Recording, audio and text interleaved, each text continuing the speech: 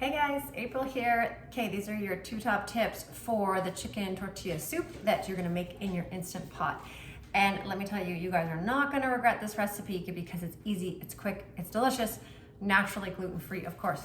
So the first tip is, if you need or want a little more chicken flavor, you can actually sear the chicken breasts on both sides before you put everything else into the pot. So you can follow the recipe instructions as they are and it'll totally turn out. It's delicious, it's amazing. But if you do have a couple extra minutes, feel free to put your Instant Pot on the saute function, a little bit of olive oil in there, and then when it gets hot, sear the chicken breasts once you put the spice mix on them for about like two minutes per side. It just really helps to bring out a lot of the chicken flavor.